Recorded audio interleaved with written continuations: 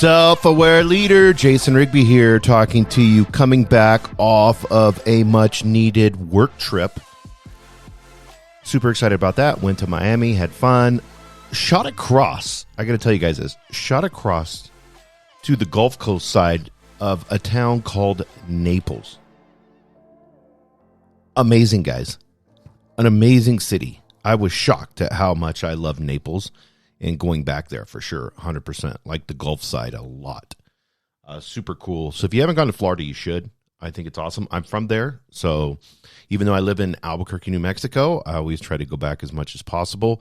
My job allows a lot of flexibility, so I'm able to stay at an Airbnb or wherever I want and be able to do my job. So that is super cool.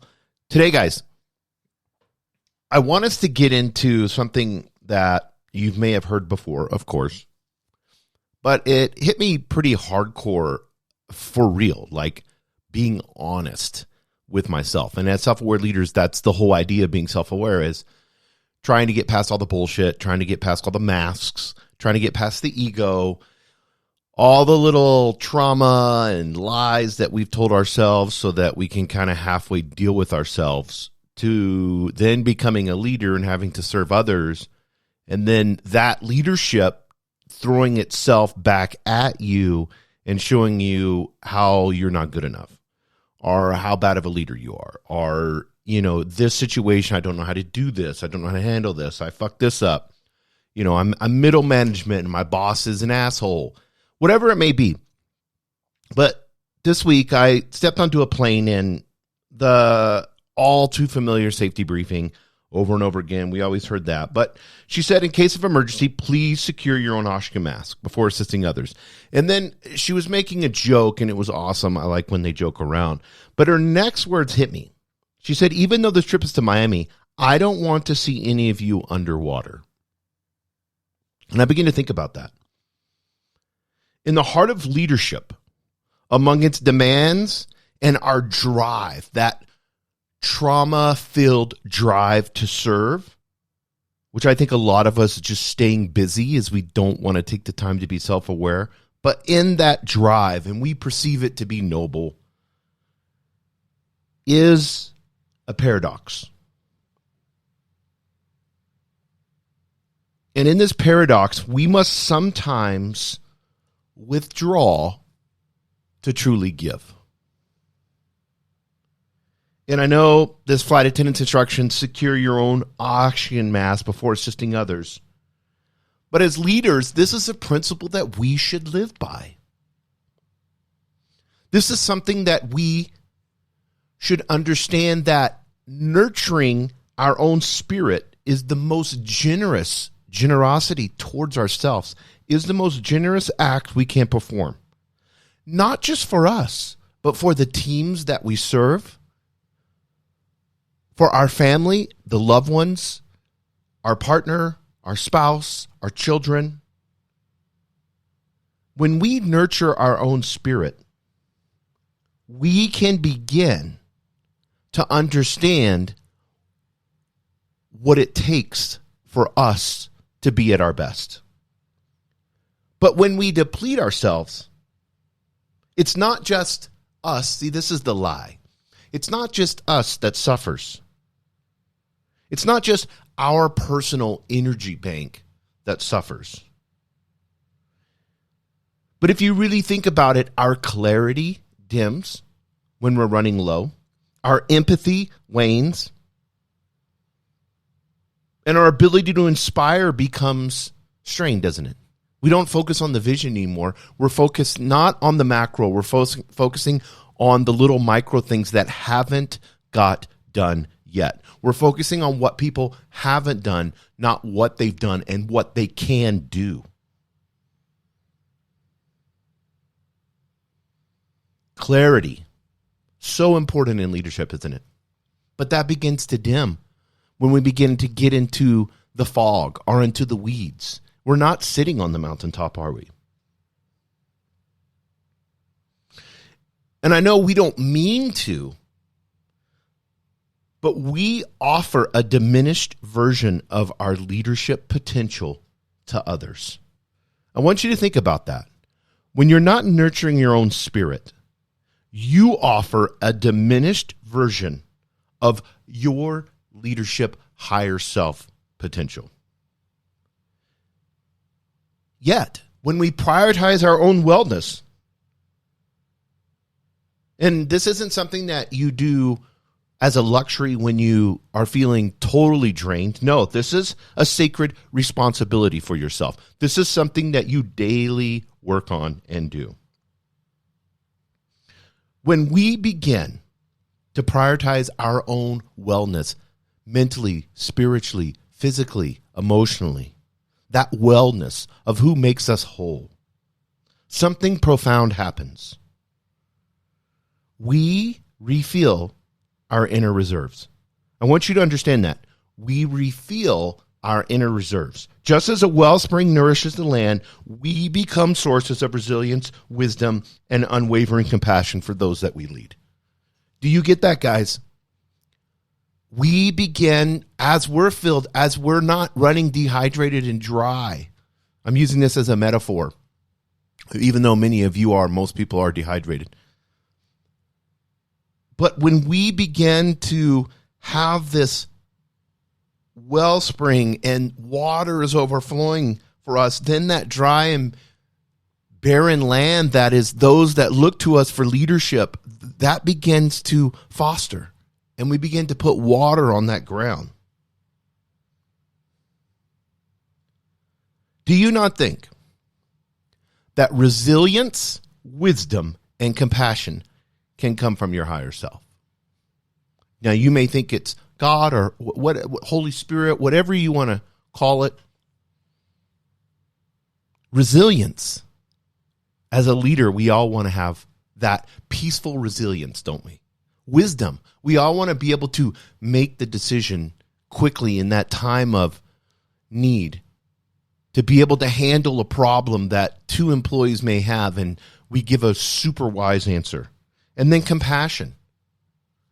This unwavering compassion where we're just always loving. So how do we nurture yourself? This is the rest of the podcast and we'll be done. How do we nurture ourselves? Especially when we're exhausted, especially when we're in this demanding role. Number one, embrace, I want you to write this down. Embrace sacred pauses. You need to carve out dedicated moments. Notice I said moments in your day for stillness. Even 2 minutes of mindful breathing will put you back into the parasympathetic system, in your nervous system. You can, in 2 minutes of breathing, you can calm your nervous system down. See, the problem is, and I don't want to get too biological here, but the problem is we're addicted to that, aren't we, as leaders? We're addicted to the go, go, go, fast, fast, fast. Need to do this, this, this. A walk in nature will automatically do this. If you have a park near where you work and you can walk to it, walk to the park. These aren't indulgences.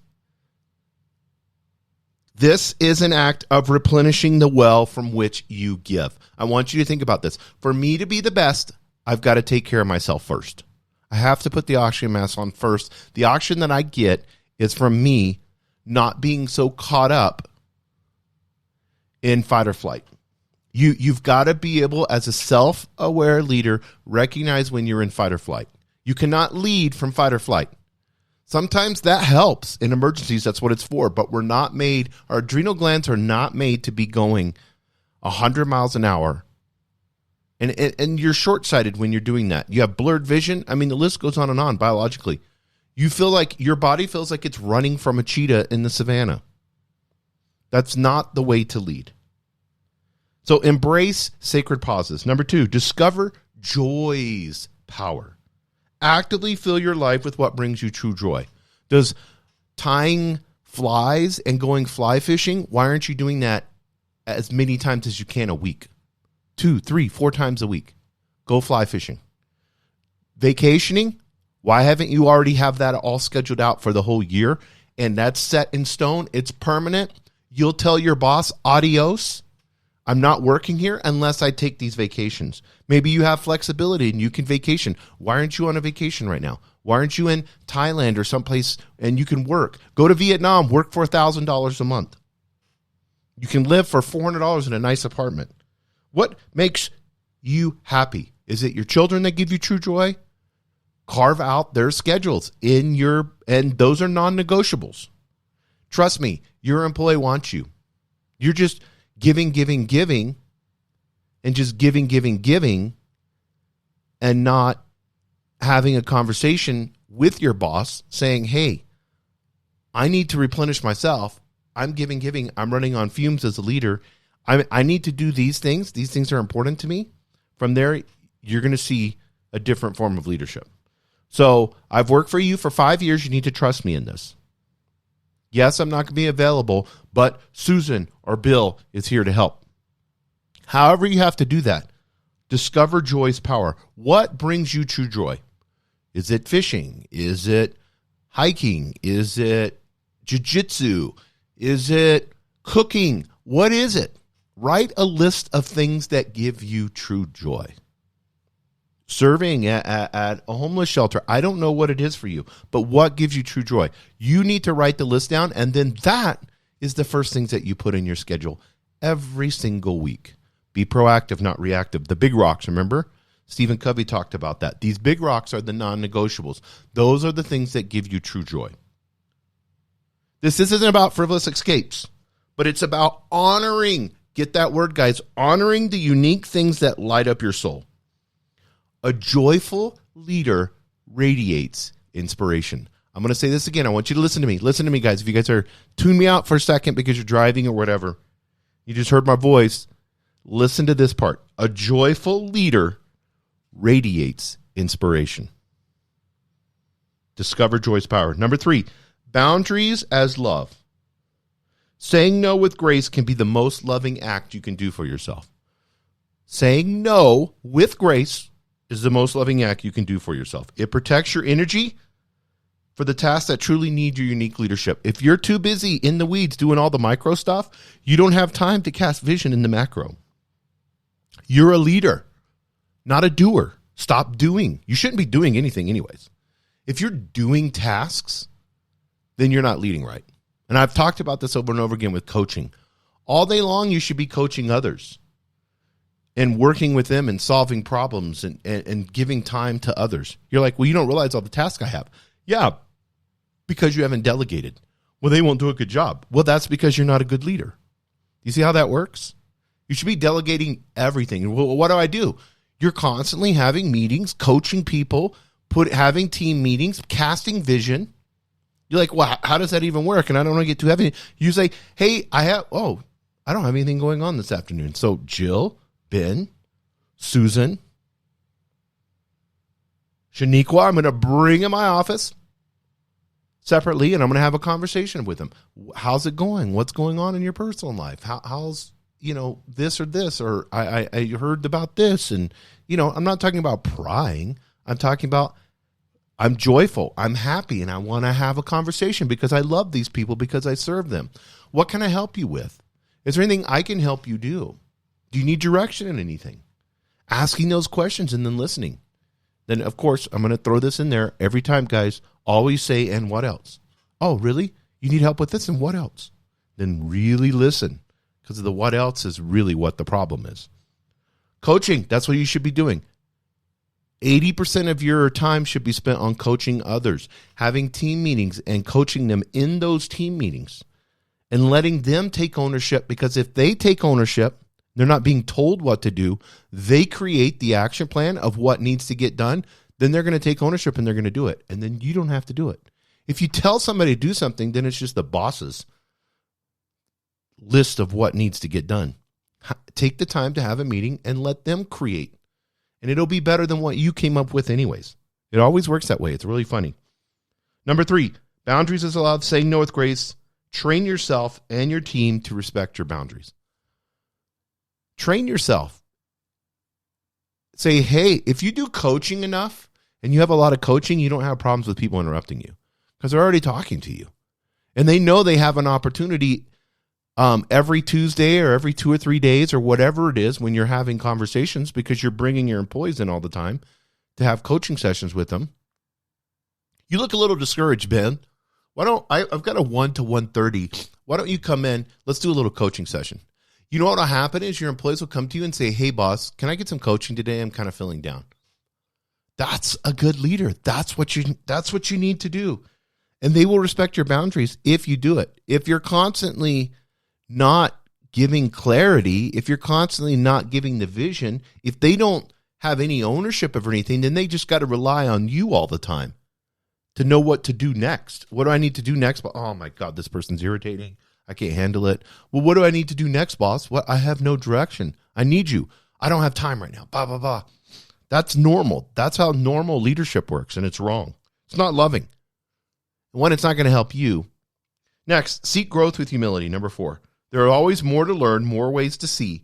Embrace a beginner's mindset. That's why it's so cool to ask your team, guys, I went up, I talked to the CEO. Here's what he wants to accomplish this quarter. How can we do this? How do you think we can knock this out of the park, guys? I want to show you guys off. Let's get the whiteboard out right now. Let's pull it out and let's come up with an action plan. I want you guys to come up with this. Now, I'm just going to coach them through their action plan for the rest of the quarter. Wow, that's amazing, Jason. Yeah, that's how it works.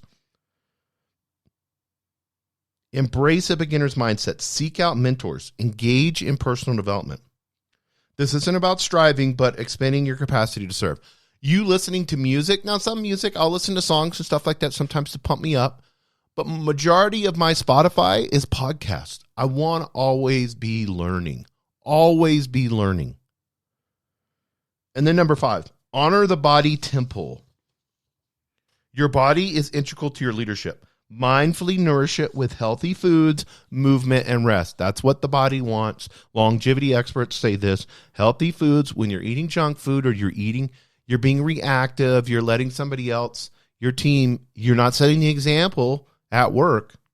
You're just sitting all day long at a desk, hooked to a computer screen, addicted, eating bad foods. That won't work.